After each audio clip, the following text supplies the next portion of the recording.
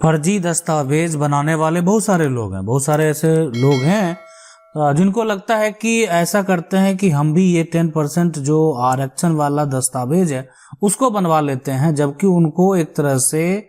Need नहीं है बनवाने का। ठीक है, आपने उसको बना लिया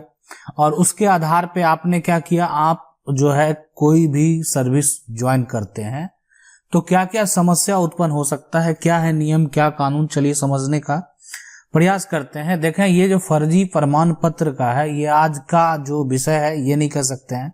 कि आज ऐसा हो रहा है, ये बहुत पहले भी होता था। बहुत लोग ऐसे होंगे जो कि अभी भी कहीं ना कहीं फर्जी दस्तावेज पे जो है वो नौकरी कर रहे होंगे,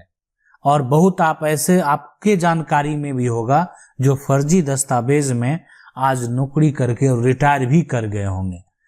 अब यहाँ पर अगर ये समस्या है तो इस समस्या का हल, और ये डिपेंड करता है कि सिस्टम कैसे वर्क कर रहा है, और ये समस्या का हल जो है वो एक गवर्नमेंट के पास ही है, ताकि गवर्नमेंट जो है उस तरीके से उसको वेरीफाई नहीं कर पाती है,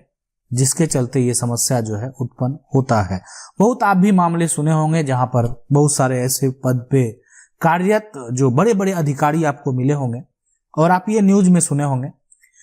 जो कि एक बड़े बड़े पोस्ट पर जो है वो तैनात थे और उनके पास किसी प्रकार का कोई भी एक तरह से डॉक्यूमेंट नहीं था, सारे फर्जी दस्तावेज को लेकर जो है वो उस पद पे ज्वाइन कर लिए थे, और बाद में जब जानकारी हुई तो उनको जो है एक तरह से बर्खास्त कर दिया गया। लेकिन अब जो है सरकार के द्वारा एक चेतावनी दिया जा रहा है, और ये चेतावनी ये है कि अगर कोई भी व्यक्ति, अगर मान लेते हैं कोई भी व्यक्ति है वो गलत सूचना देकर अगर नौकरी प्राप्त कर लिया ना, कि अगर आप जो है अगर नौकरी लेंगे और वो सूचना जो होगा वो अगर गलत होगा, है ना, यानी आर्थिक रूप से आप कमजोर नहीं होंगे लेकिन फिर भी आप अपने आप को आर्थिक रूप से कमजोर बताकर 10% आरक्षण का लाभ लेंगे, तो आपके ऊपर कार्रवाई तो होगी ही, साथ में आपके पिता और माता के ऊपर भी कार्रवाई होगी। कहने का मतलब यह है कि इस तरह के मामले में जो एक तरह से जो लाभ लेने वाला व्यक्ति है, उसके अलावा जो उसके गार्जियन होंगे वो भी उसके जिम्मेदार होंगे। जालसाजी के लिए हमारे कानून में सजा का भी प्रावधान है। अब क्या सजा होता है, चलिए सबसे पहली बात, अगर आप कोई भी सरकारी नौकरी प्राप्त कर लेते हैं तो नौकरी तो आपकी जाएगी ही, है ना। उसके अलावा अगर जो यहाँ पर धारा 465 में एक जो है कानून है, नियम है, वो है जालसाजी का, और यहाँ पर अगर ये धारा आप पर लगाया गया कि आपने धोखाधड़ी किया, मतलब जालसाजी किया, तब तो जाली से दस्तावेज बना के आप नौकरी करने चले गए, तो यहाँ पर 2 साल तक का आपको जो है वो सजा हो सकता है, और साथ में जो है आपको आर्थिक दंड यानी जो है वो जुर्माना भी, जो वो जुर्माने हैं वो लगाए जा सकते हैं। अब आपके मन में सवाल ये भी होता होगा कि क्या कोई ऐसा कानून है, मान लेते हैं ठीक है कोई एक तो फर्जी, मान लेते हैं दस्तावेज बनाकर नौकरी कर रहा है, लेकिन जो फर्जी दस्तावेज जिस अधिकारी के द्वारा बनाया गया उसके लिए क्या कानून है, तो बिल्कुल जो है यानी वेरिफिकेशन ऑफ कास्ट सर्टिफिकेट एक बिल है 2018, और वो बिल में है कि अगर कोई भी गलत प्रमाण पत्र किसी भी अफसर के द्वारा अगर बनाया जाएगा तो उसकी भी नौकरी जो है ना वो चली जाएगी। तो इसीलिए यानी ऐसा भी नियम है, और इसमें जो है अगर मान लेते हैं एक बार इस तरह के धोखे में आप अगर पकड़े गए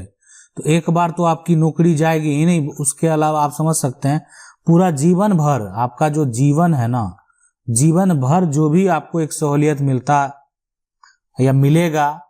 वो सारा जो है वो बंद कर दिया जाएगा। तो ये सब तमाम नियम हैं। अगर इस तरह के मामले में लोग पकड़े जाते हैं तो इस तरह का जो समस्या है ना,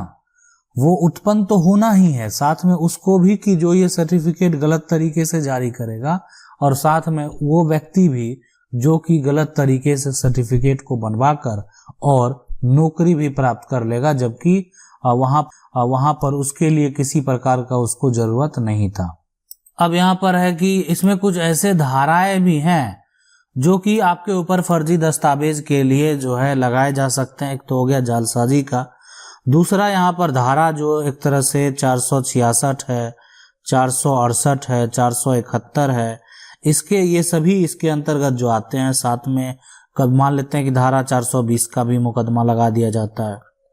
तो ये सारा जो है आपने धोखा किया, आपने जो है फोर्जरी किया, आप फोर्जरी में पकड़े गए तो तमाम जो धारा है वो आपके ऊपर चलाए जाएंगे।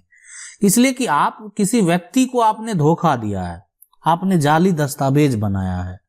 अब रही बात की ऐसे बहुत सारे मामले हैं जिसमें लोगों को सजा दिया गया है। बहुत ऐसे आप देखे होंगे जहां पर कि वो किसी पद पे कार्यरत हैं और बाद में जब पता चलने के बाद जब उसको वेरीफाई किया गया तो उनका प्रमाण पत्र जाली पाया गया। बहुत लोग तो पहले ही उसको छोड़ के भाग गए और बहुत पर जो है वो कार्रवाई करके उनको हटाया गया और साथ में उसके ऊपर जो है वो केस चलाया गया। केस चलने के बाद जब वो एक तरह से पूरी तरीके से